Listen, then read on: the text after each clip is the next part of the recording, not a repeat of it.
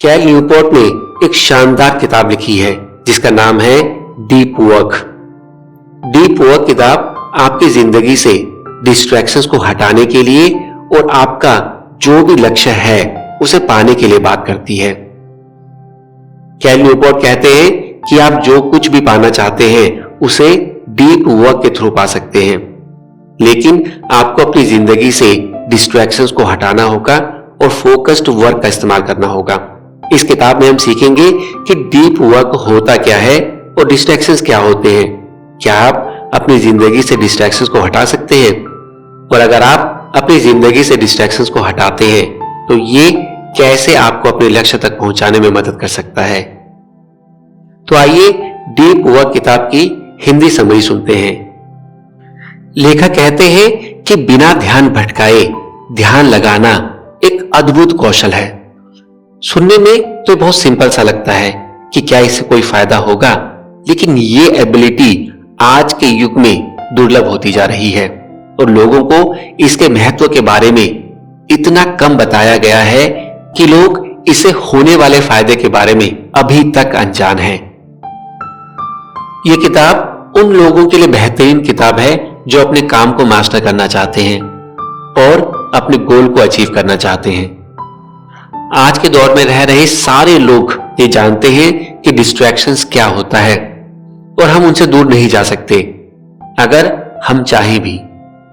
ये किताब आपको बताएगी कि कैसे आपको डिस्ट्रैक्शन से दूर जाना है और अपने काम को मास्टर करना है।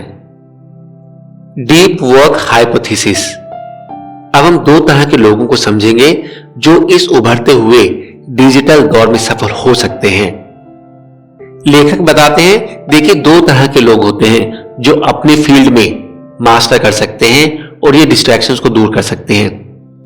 पहली तरह के वो लोग होते हैं जो लोग टेक्नोलॉजी का इस्तेमाल करते हैं, क्योंकि टेक्नोलॉजी से डिस्ट्रैक्शंस को दूर किया जा सकता है।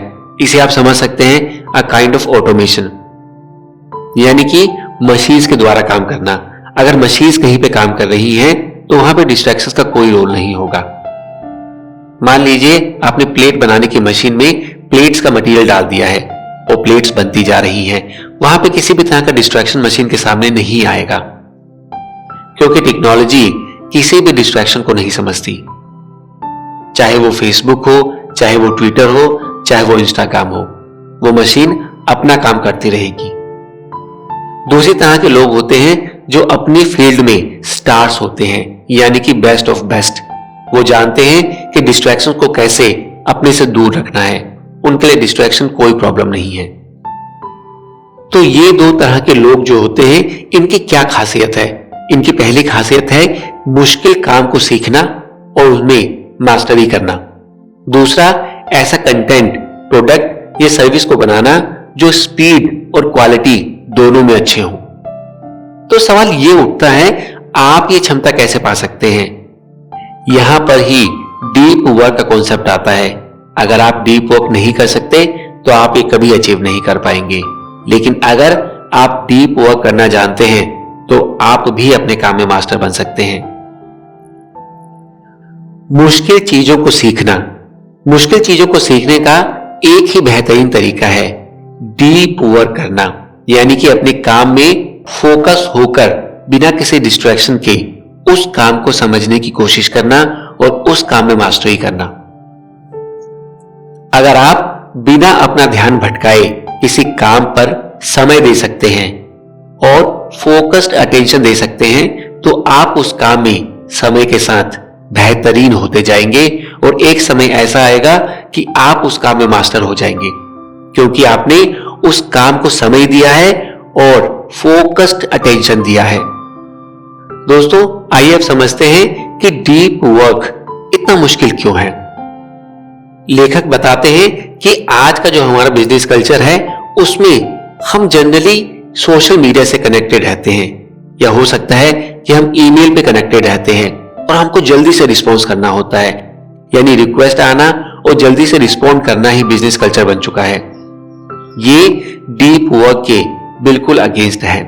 डीप वर्क का मतलब होता है कि केवल अपने काम पर फोकस करना, ना कि दिखावा करना कि आप 10 चीजों को कर रहे हैं। जब आप 10 चीजें करते हैं तो आप इजीली डिस्ट्रैक्ट होते हैं। ऐसा तो लगता है कि आप बहुत बिजी हैं, लेकिन आप कोई भी काम क्वालिटी में नहीं कर पाते। आप 10 चीजें करते हैं लेकिन उथले तौर पर, यानी कि शैलो क्वालिटी के तौर पर। क्वालिटी का काम करना बहुत मुश्किल है और शैलो वर्क करना बहुत आसान है। इसीलिए आज हमारी आदत ये बन चुकी है कि हम शैलो वर्क करना प्रेफर करते हैं। किसी भी काम को ऊपर ऊपर से करना, मल्टीपल टास्क करना, एक ही समय पे बहुत सारे काम करना। लेकिन डीप वर्क करना आपका ध्यान मांगता है, आपका अटेंशन मांगता है, आपकी एनर्जी को मांगता है, और वो करना मुश्किल है। और यही कारण है कि हम आसान काम की तरफ जल्दी जाते हैं।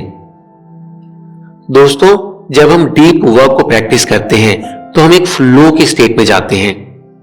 जैसे कि एक सिंगर अगर दिल से अपना गाना गा रहा है तो एक वो डिफरेंट स्टेट पे चला जाता है, एक फ्लो पे चला जाता है। एक तलवार बनाने वाला मिस्त्री अगर अपनी तलवार को फोकस करके बना रहा है तो उसका ध्यान दुनिया से बिल्कुल डिस्कनेक्टेड हो जाता है। वो एक फ्लो की स्टेट में चला जाता है जहां उसे एक संतुष्टि और आत्म सांत्वना मिलती है।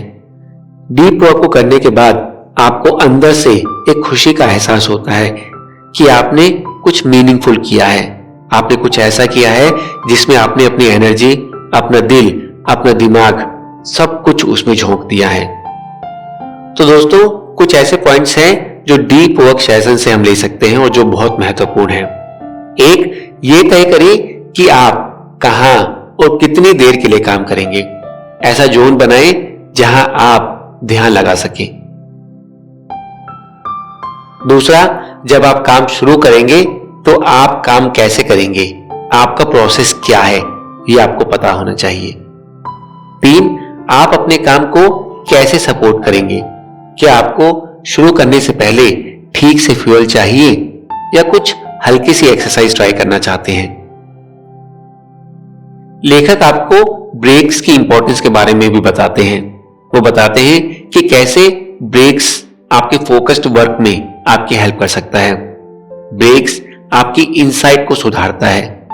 ब्रेक्स काम के लिए जरूरी एनर्जी और रिचार्ज करता है।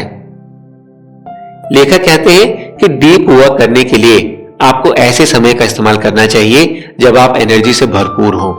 अगर आपको लगता है कि शाम को आप थक जाते हैं तो उस समय डीप वर्क करने की कोशिश बिल्कुल ना करें। उस समय को अपनी बॉडी को रिचार्ज करने में लगाएं।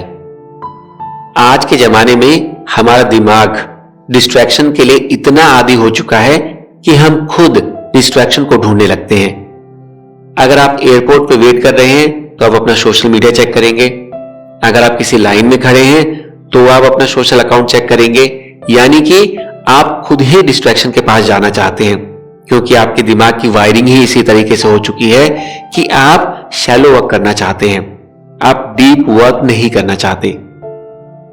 अब आपको यह करना है कि अपना ज्यादा से ज्यादा टाइम शैलो वर्क से हटाकर डीप वर्क की तरफ शिफ्ट करें। जितना ज्यादा आप अपना समय शैलो वर्क से उठाकर डीप वर्क में ट्रांसफर करेंगे, यानी कि आप उतने ज्यादा प्रोडक्टिव होंगे और आपको डीप वर्क का उतना ही ज्यादा फायदा होगा। कुछ टिप्स हैं जो आपको शैलो वर्क से डीप वर्क में शिफ्ट करने में आपकी मदद करेंगी। 1, कोशिश करें कि जो लोग आपको मेल करते हैं वो लोग ज्यादा काम करें, ना कि आप। इसलिए सेंडर फिल्टर्स बनाएं ताकि आप ज्यादा इंपॉर्टेंट मेल्स और टाइम वेस्टिंग मेल्स को अलग अलग कर पाएं। 2, जब आप मेल का रिप्लाई करें तब मेल भेजने में ज्यादा काम करें। छोटे जवाब भेजने के बदले जिसमें बाद में ज्यादा काम करना पड़ सकता है। ईमेल के साथ कुशल बने, जिन कामों को तुरंत किया जा सकता है उनको ना टालें। 3, रिस्पॉन्स ना करें। हर चीज का जवाब देना जरूरी नहीं है।